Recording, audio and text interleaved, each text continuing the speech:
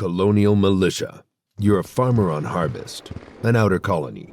You grow crops in soil that the UNSC barely remembers exists. You've never fired a weapon at anything that wasn't raiding your field. Then the alerts start. Something made contact. Something nobody has a name for yet. They hand you a rifle, an MA5B. It's heavier than you expected. A staff sergeant stands in front of 30 civilians in a barn and teaches you how to aim, how to reload, and how not to shoot the person next to you. That's your training. 3 days of it. Farmers, mechanics, shopkeepers. The woman next to you ran the school on the east side of Utgard. Now she's learning how to throw a frag grenade. The Covenant hits at dawn. Grunts pouring through the tree line, squealing in a language that sounds like it came from a nightmare. Behind them, tall figures with energy shields that flicker blue when you shoot at them. You fire until the rifle clicks empty. Your hands won't stop shaking long enough to reload. The man next to you drops. A pink crystal is sticking out of his chest. You're not a soldier.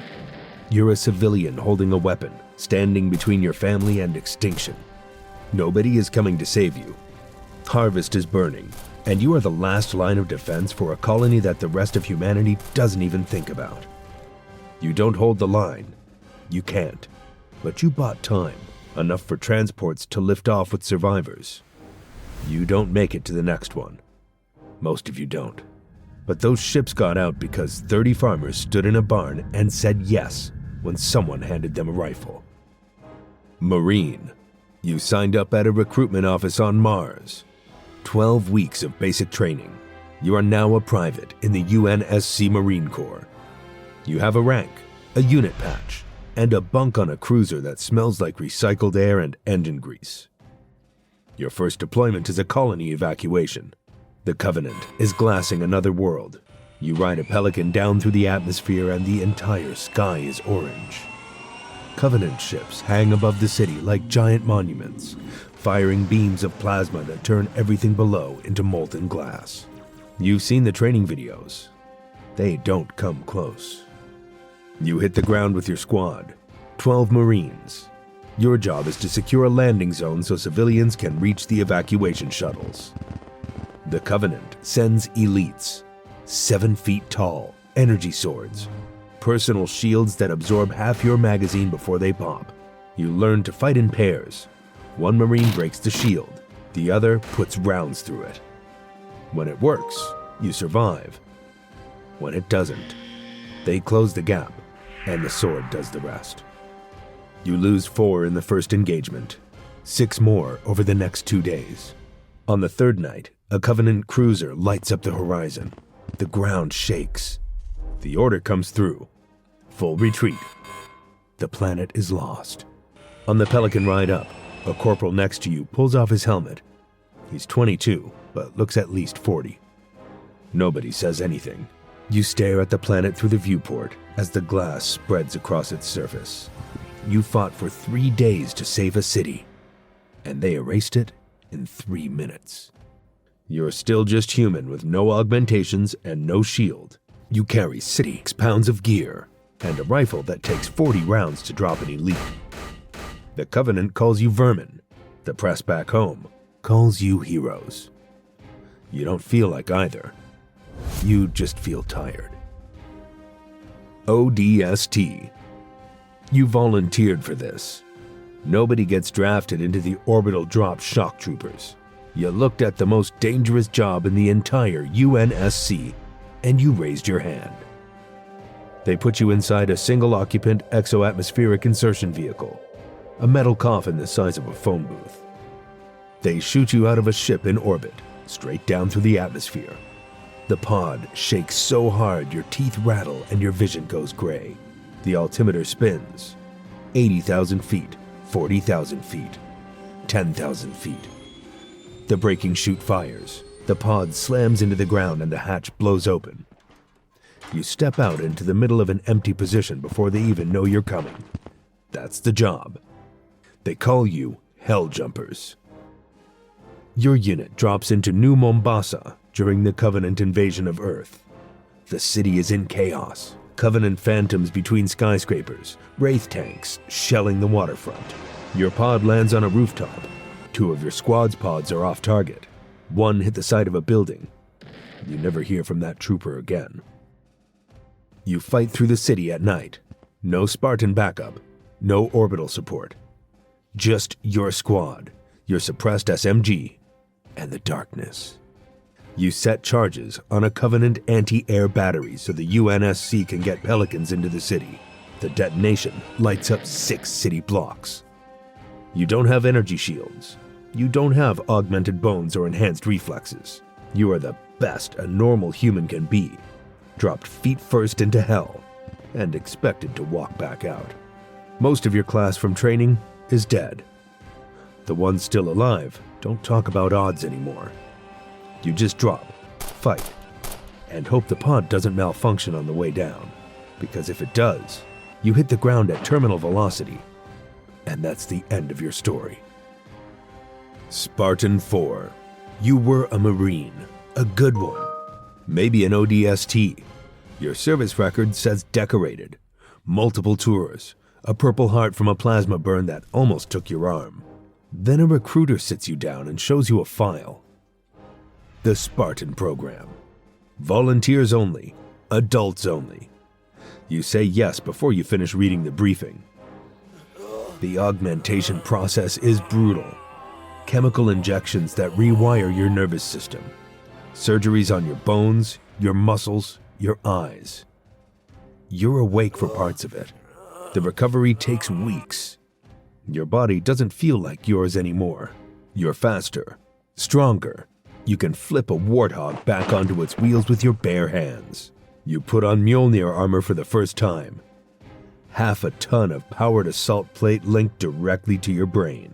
You move your arm and the suit moves with you like a second skin.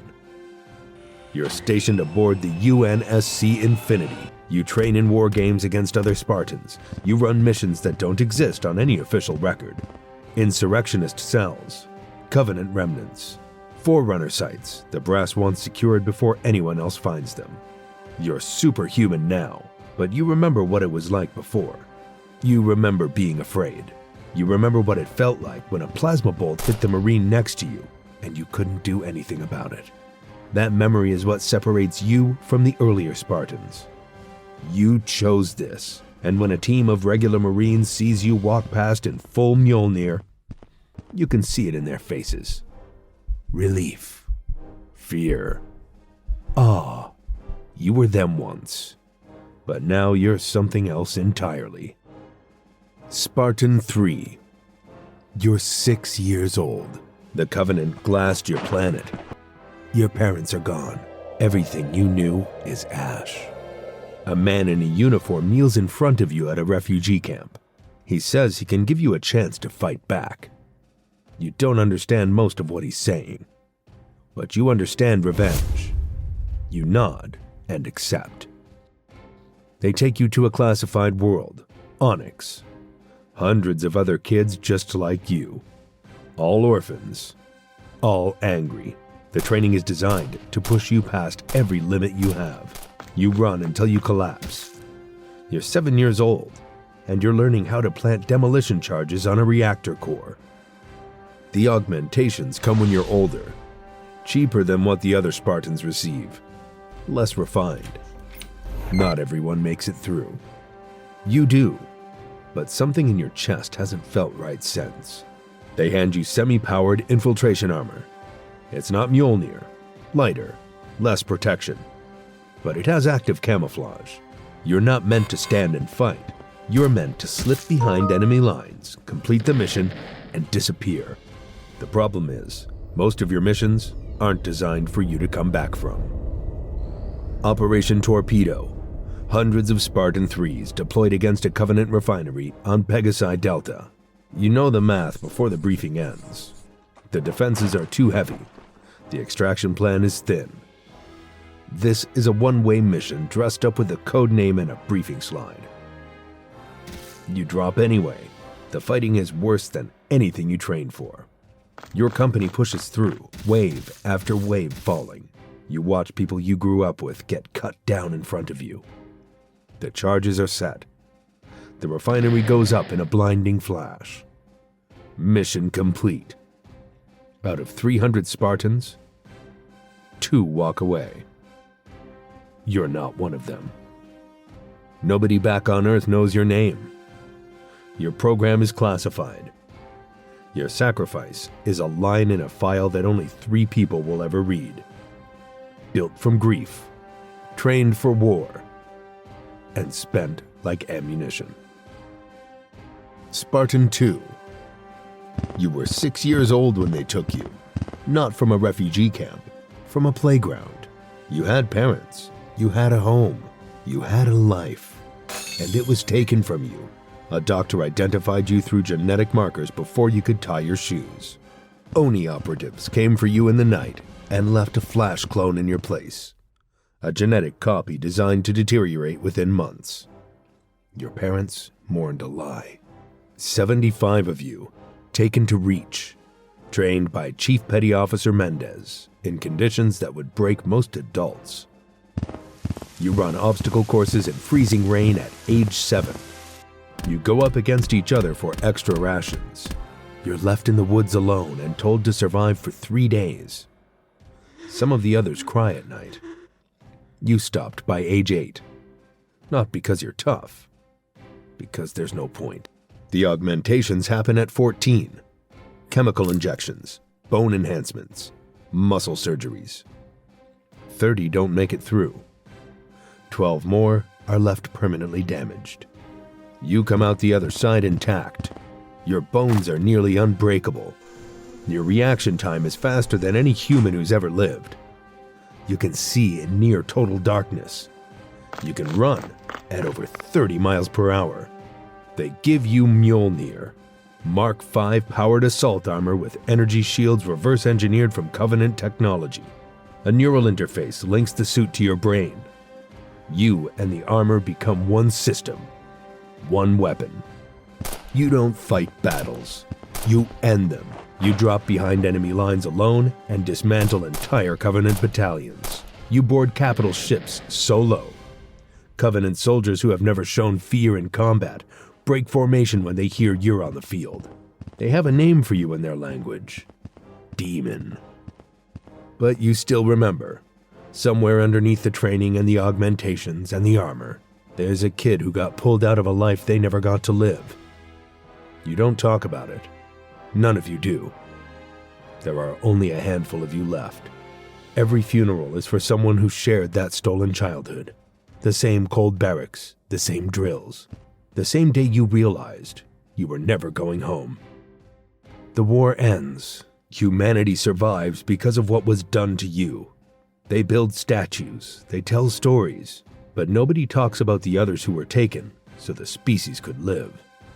Nobody talks about the ones who didn't survive the procedures. Nobody asks if it was worth it. You take off the helmet.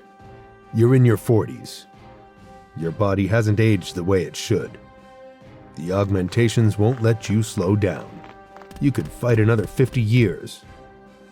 But the war is over, and you're standing in a quiet room with nothing left to fight. You don't know what a normal life looks like. You never learned. You were 6 when they took that from you. You were built for war, and the thing they turned you into can't be unmade. Someone once told you that you saved humanity. You believe them, but you also know the cost. And it's a cost nobody asked you to pay. They just took it. The same way they took everything else. If you like this video, consider becoming a channel member. Your support directly helps us create more videos like this. Also, watch this video next.